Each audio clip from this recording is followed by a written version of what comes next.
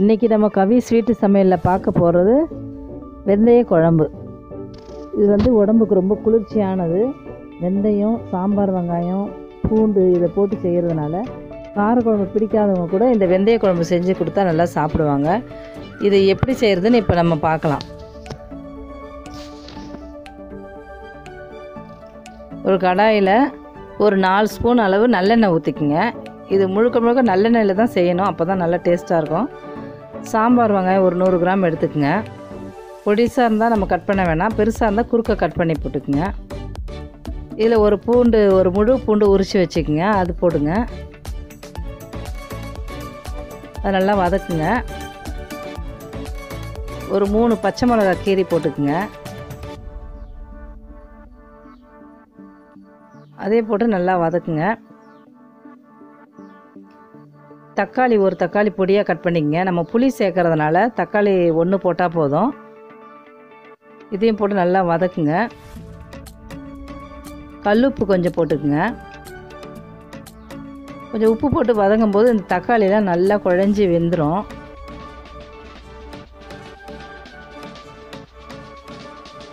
இப்போ நான் வீட்டு மிளகாத்தூள் 3 ஸ்பூன் போடுறேன். நீங்கள் தனித்தனியாக அரைச்சி வச்சுருந்தாலும் உங்கள் காரத்துக்கு ஏற்ற மாதிரி போட்டுக்குங்க. இது நல்லா வதக்கிங்க. அந்த வாசனை பச்சை வாசனை போகிற அளவுக்கு நல்லா வதக்கிக்குங்க அதுலேயே, எண்ணெயிலேயே. இப்போ கொஞ்சம் தண்ணி, தேவையான அளவு தண்ணி ஊற்றிக்குங்க. ரொம்ப ஊற்ற வேண்டாம், கொஞ்சம் ஊற்றுங்க. நம்ம வந்து புளி வேறு கரைச்சி ஊற்ற போகிறோம். அதனால் ஒரு 2 டம்ளர் அளவு ஊற்றிக்குங்க. ஊற்றி நல்லா மிக்ஸ் பண்ணி விட்டுக்குங்க.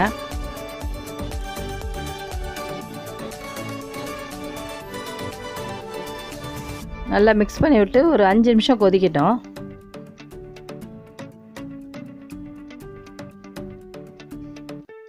இப்போ நம்ம வந்து ஒரு சின்ன எலுமிச்சம்பழம் அளவு புளி ஊற வச்சுக்கோங்க. இது நல்லா கரைச்சிக்குங்க. இப்போ இந்த குழம்பு கொதிச்சிக்கிட்டு இருக்கு. இந்த புளி கரைசலை இப்போ ஊற்றிக்குங்க. ஊற்றி நல்லா கிண்டி விட்டு கொதிக்க விடலாம். கொஞ்சம் வாசனைக்கு பெருங்காயத்தூள் போட்டுக்குங்க.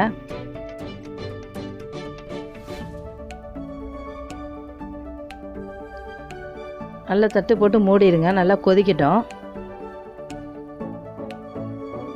இப்போ நம்ம தேவையான தேங்காய் மசாலா அரைச்சி ஊற்றணும். தேங்காய் 1/4 கப் துருவி வச்சுக்கோங்க. 1 ஸ்பூன் ஜீரகம் போட்டுக்குங்க. ஒரு 5-6 வெங்காயம் போட்டுக்குங்க. சாம்பார் வெங்காயமாக போட்டுக்குங்க. நல்லா அரைச்சிக்குங்க மிக்சியில்.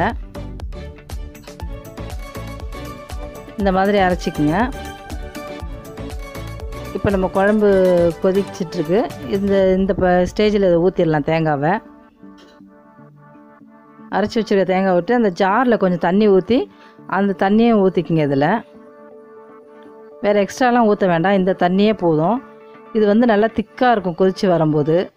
சாதத்தில் 1 ஸ்பூன் போட்டாவே நல்லா நம்ம சாப்பாடு சாப்பிட்லாம். சூடான சாதத்தில் டேஸ்டியாக இருக்கும். நல்லெண்ணெயில் செய்கிறதால நல்லா மணக்கும், உடம்புக்கு குளிர்ச்சியும் கூட. இது கொஞ்ச நேரம் கொதிக்கட்டும். இப்போ பாருங்கள், குழம்பு ரெடி ஆயிடுச்சு. திக்காக இருக்குது பாருங்கள். இப்போ நம்ம வந்து வெந்தயத்தை தாளித்து ஊற்றணும். ஒரு கடாயை வச்சுக்குவோம். இதுலேயே ஒரு 4 ஸ்பூன் அளவு எண்ணெய் ஊற்றிக்குங்க. இப்போ 1 ஸ்பூன் வெந்தயம் போட்டுக்குங்க. கடுகுலாம் தேவையில்லை.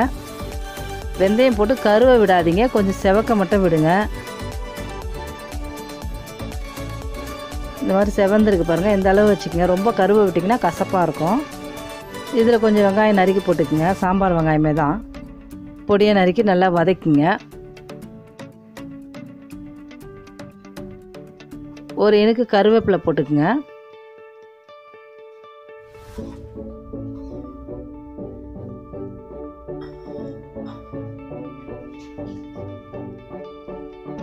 இது நல்லா பொன்னிறமாக செவக்கட்டும்.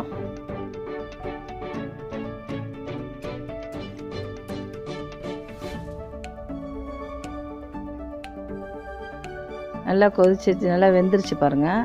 இதை நல்லா தாளித்து பொன்னிறமாக இருக்குது. இதை அப்படியே அந்த குழம்புல ஊற்றிடுங்க.